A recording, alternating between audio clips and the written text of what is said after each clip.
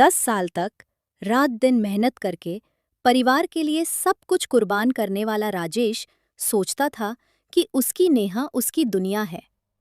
लेकिन एक दिन उसने देखा, वो दुनिया किसी और की बाहों में थी।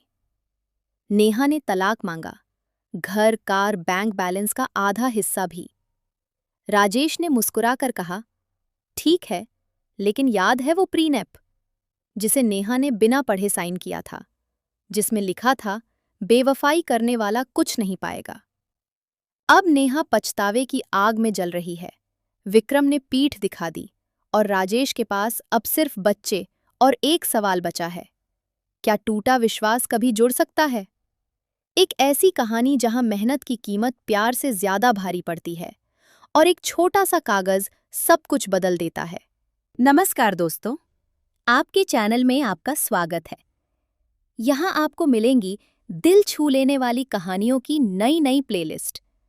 हर प्लेलिस्ट एक नई कहानी। क्या आप तैयार हैं इस सफर के लिए? ऐसी और प्लेलिस्ट का हिस्सा बनने के लिए अभी मेरे चैनल को सब्सक्राइब करें।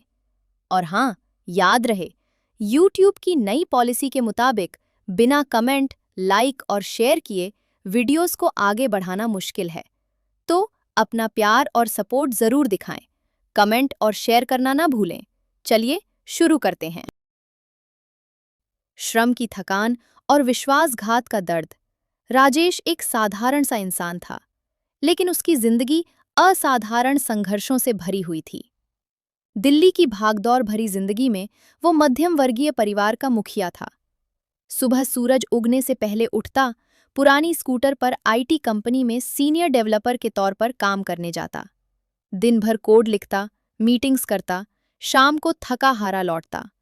लेकिन चेहरे पर मुस्कान रहती, क्योंकि घर में नेहा, 8 साल की बेटी आर्या और 6 साल का बेटा आरव उसका इंतजार करते।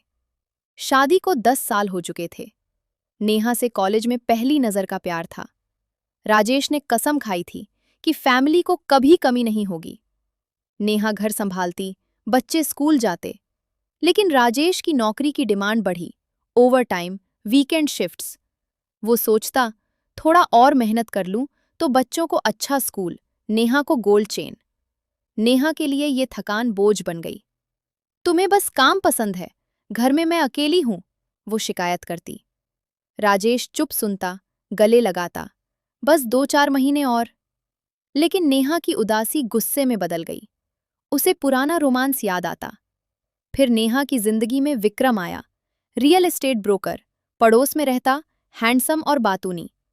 पहली मुलाकात में तारीफ की, मैसेज शुरू हुए, कॉफी डेट्स बने। विक्रम कहता, तुम्हारा हस्बैंड रोबोट है, जिंदगी जीना सीखो। नेहा को अच्छा लगा। एक शाम राजेश लेट शिफ्ट पर था, तो नेहा विक्रम के पास चली गई। वो रात पैशन से भरी थी, लेकिन चोरी की खुशी कड़वी थी। राजेश को शक हुआ। फोन चेक किया, मैसेज देखे, लव यू, फोटोज। दुनिया उजड़ गई। वो रोया, क्यों नेहा, सब तुम्हारे लिए किया। सुबह नेहा लौटी। शाम को बोली, तलाक चाहिए, प्रॉपर्टी आधा, बच्चों की कस्टडी मुझे।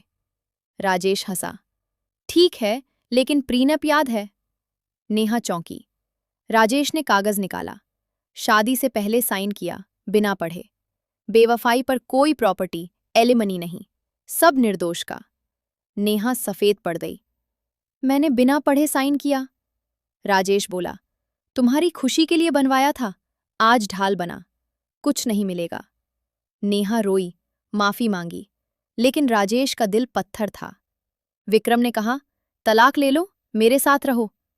पर नेहा को समझ आया, वो सिर्फ शारीरिक था, पछतावा खा रहा था। बच्चों के सवाल, राजेश की उदासी। एक रात माफी मांगी, लेकिन राजेश बोला, विश्वास टूट गया, बच्चों के लिए अलग रह सकते हैं। नेहा मां के पास चली गई। विक्रम को ब्लॉक किया। राजेश ने जिंदगी संभाली, प्रमोशन मिला, बच्चों के साथ वक्त बिताया। 1 साल बाद नेहा लौटी, बदल चुकी थी।